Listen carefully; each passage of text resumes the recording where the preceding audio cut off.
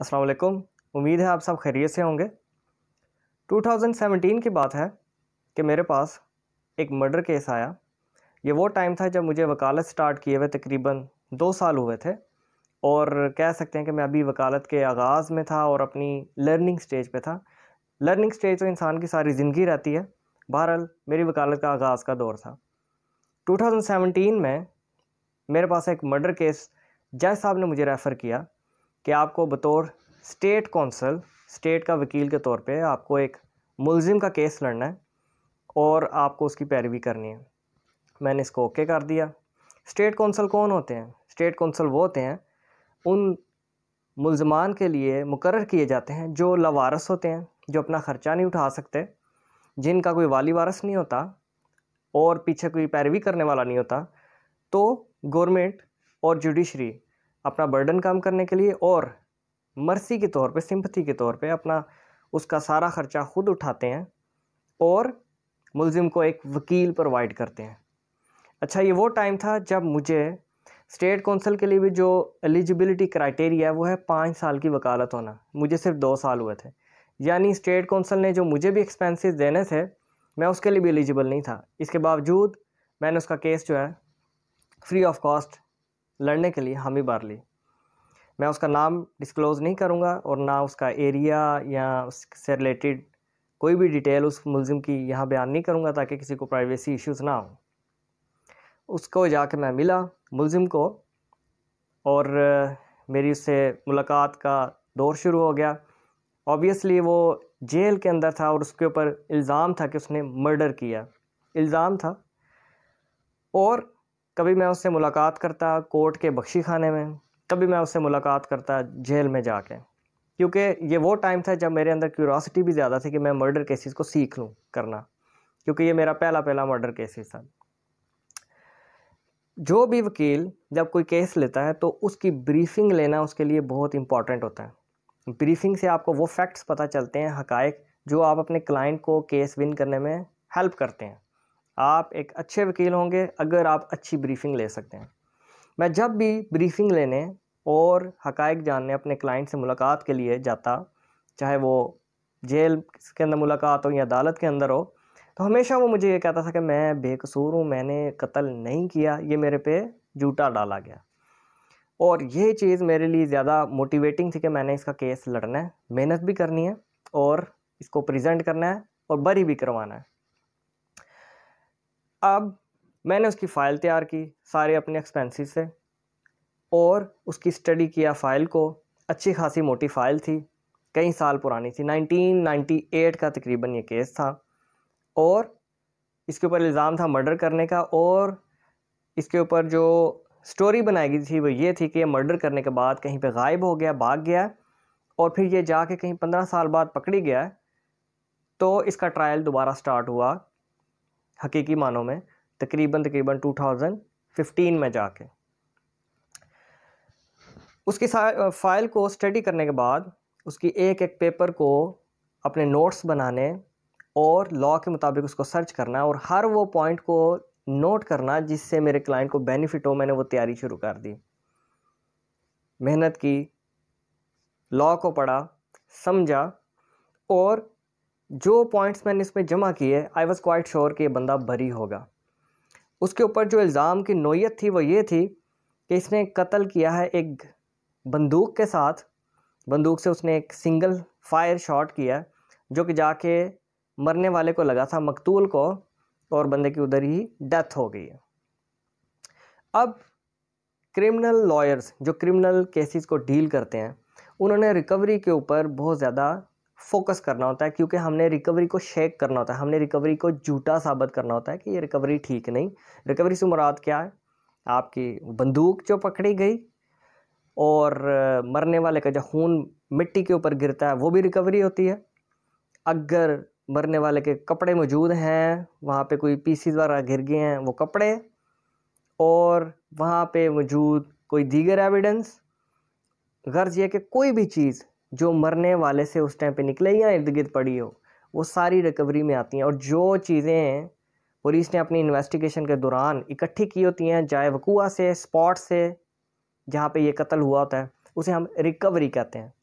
Prosecution जो मुद्दई हैं जिन्होंने केस फाइल किया होता है मुलजिम के ख़िलाफ़, वो उन रिकवरी के ऊपर बहुत ज़्यादा रिलाई करते हैं, वो बहुत ज़्यादा फोकस करते हैं, क्योंकि रिकवरी की बुनियाद पे ही सज़ा मिलेगी मुलजिम को कि तुम्हारे ख़िलाफ़ गन भी मिल गई, तुम्हारे ख़िलाफ़ खून आलूद मट्टी भी मिल गई, तुम्हारे ख़िलाफ़ मरने वाले के कपड़े भी मिल गए जिसमें सुराख हैं, छेद हैं, बॉडी भी मिल गई, और अगर कोई खंजर वगैरह वो भी मिल गया, अगर उसका कोई आईडी कार्ड वहाँ पे गिर गया वो भी मिल गया, वगैरह वगैरह। ये समझाने के लिए कि रिकवरी होती क्या है, मैंने रिकवरी के ऊपर स्टडी की और सारा उसको अंडरस्टैंड करने की कोशिश की। ये वो टाइम था कि मेरे पास फ़र्स्ट हैंड एक्सपीरियंस भी नहीं था कि गन और बंदूक या क्लैशनकोफ इनके चलने का तरीक़ाकार क्या है, इनके बेसिक्स क्या हैं, वगैरह वगैरह। बुक से मैंने स्टडी किया और इनकी रेंज को स्टडी करने के बाद कि कितनी गन की कितनी रेंज है, अगर क्लैशनकोफ चले तो क्या उसके असरात होते हैं। चूँकि मेरे मुल्ज़िम के ऊपर ये इल्ज़ाम था कि इसने बंदूक से फ़ायर किया, तो बंदूक के अंदर जो गोली डलती है या बुलेट आप उसे कहते हैं, वो फायर होने के बाद उसके अंदर मज़ीद शर्रे होते हैं, वो हवा में बिखर जाते हैं। फिर इस चीज़ को स्टडी किया कि ये बिखरने के बाद किस हद तक रेंज होती है इनकी और कितनी दूर जाके बिखरते हैं, या अगर जिस्म के जिस जगह पे लगें कितने सुराख हो सकते हैं, वगैरह वगैरह। और डिफेंस का लॉयर का ये काम होता है कि वो मरने वाली मकतूल जो होता है उसकी बॉडी के ऊपर भी सर्च करके पेपर्स के अंदर उसकी डिटेल्स क्या लिखी हैं, अगर गोली लगी है तो गोली के एंट्रेंस का क्या साइज़ है और जहाँ से गोली निकल गई है उसका क्या साइज़ है, ब्लैकनिंग हुई है कि नहीं, गोली लगी है तो वहाँ पे ब्लैक निशान पड़ा है कि नहीं, ये आपके डिस्टेंस को जाहिर कर दिए। गर्ज ये कि बड़ी डीप बातें, टेक्निकल चीज़ें। ट्रायल चला, कोर्ट के अंदर फाइल गई, एविडेंस स्टार्ट हुई, प्रोसिक्यूशन मुद्दई के गवाहान आना शुरू हुए, उन पर मैंने जिरा की और जिरा मेरी बड़ी अच्छी थी। आई वॉज क्वाइट श्योर कि I will crash the case. और जिरा के दौरान मैंने प्रोसिक्यूशन के जो विटनेस हैं उनको काफ़ी हद तक कंफ्यूज भी कर दिया और उनकी क्रेडिबिलिटी शेक भी कर दी, रिकवरी को भी शेक किया और दीगर evidences including the investigation officer उसकी क्रेडिबिलिटी को भी शेक पूरे तरीके से किया। And I was quite sure कि मेरा जो मुल्जिम है ये बरी हो जाएगा, ये दिली मेरी ख्वाहिश थी। और मैं जिस दिन डिसीजन आना था, जजमेंट आनी थी, आई वॉज वेटिंग कि आज इसको बरी कर दिया जाएगा और ये बंदा बाहर आ जाएगा। लेकिन शौक मुझे तब लगा जब जज साहब ने बेहतरीन जिरा होने के बावजूद, बेहतरीन डिफेंस क्रॉस एग्जामिनेशन होने के बावजूद और प्रोसिक्यूशन का केस को क्रश होने के बावजूद जज साहब ने मेरे मुल्जिम को, मेरे क्लाइंट को सज़ा दे दी। सज़ा भी क्या दी, सज़ाए मौत दे दी, जो कि किसी तरीके से वो हकदार नहीं था, जो कि फ़ाइल पे कोई ऐसा मटेरियल नहीं था जिससे उसको सज़ाए मौत दी जाती। ये मेरे लिए एक बिग शॉक था कि इतनी मेहनत की, एविडेंस भी स्ट्रॉन्ग, मेरा क्लाइंट भी बेगुनाह, और आई वाज सो कन्विंस्ड कि ये बरी हो जाएगा, उसको सज़ा दे दी, सज़ाए मौत, capital punishment, hang till death. But even then मैं जज साहब से सहमत नहीं था, मैं जज साहब से बिल्कुल एग्री नहीं था कर रहा। मेरा दिल अंदर से मान रहा था कि ये बंदा बेगुनाह है और जो फाइल के अंदर एविडेंसेस हैं, क्रॉस एग्जामिनेशन है, वो बेहतरीन है, ये बंदा छूटेगा, इधर नहीं तो अपील में छूटेगा। यही हुआ। 3 साल बाद उस बंदे की अपील निकली। हाई कोर्ट ने, लाहौर हाई कोर्ट ने, क्योंकि पंजाब का केस था, पंजाब की अपीलें हमारी लाहौर हाई कोर्ट में जाती हैं, जज साहब ने उसको दूसरी डेट पर ही बरी कर दिया। और जज साहब के रिमार्क्स है कि कोई चीज़ इस फाइल में है ही नहीं जो इस बंदे को सज़ा के लिए काफ़ी दे, ये बंदा तो बेगुनाह है, इसमें रिकवरी भी वीक, इसमें सारी एविडेंसेस वीक, और बंदा तो बेगुनाह है। और जज साहब ने उसको दूसरी तारीख पे बरी कर दिया। अब ये बात बताने का मकसद क्या है, इसके पीछे 2 मकासद हैं, एक टेक्निकल और एक अखलाकी। टेक्निकल बात यह है कि जो लोअर कोर्ट्स के जजेज़ हैं, क्योंकि केस ने लोअर कोर्ट से ऊपर जाना होता है, फिर हाई कोर्ट में अपील जाती है, फिर सुप्रीम कोर्ट में अपील जाती है, फिर प्रेसिडेंट के पास जाता है। जितने लोअर जजेज़ हैं, लोअर कोर्ट्स के जजेज़ हैं, ये सख्त हैं, सज़ाएँ देने में ये प्रेफरेंस करते हैं, ये सज़ा देना चाहते हैं।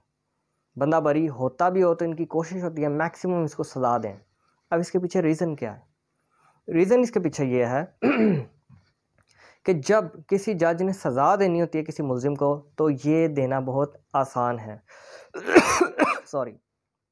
जबकि किसी जज ने अगर किसी मुल्ज़िम को बरी करना है तो ये उसको थोड़ी डिफ़िकल्टी फेस करनी पड़ती है। अब आसान क्यों है किसी को सज़ा देना किसी जज के लिए? क्योंकि जब उसने फ़ैसला लिखवाना है, टाइप करवाना है, उसके अंदर उसने जस्ट मेंशन करना है कि एविडेंस जो है प्रोसिक्यूशन की काफ़ी है, डिफेंस की काफ़ी नहीं है, प्रोसिक्यूशन ने अपना केस प्रूव कर दिया है एंड दैट्स इट, सज़ाए मौत। जबकि अगर उसने बरी करना है किसी क्लाइंट को, किसी मुल्ज़िम को, तो उससे एक एक चीज़ पे रीज़निंग देनी पड़ती है कि ये रिकवरी थी इसके अगेंस्ट और मैं इस पे रिलाई नहीं करता, मैं इसको कमज़ोर समझता हूँ, तो इसकी रीज़न ये है।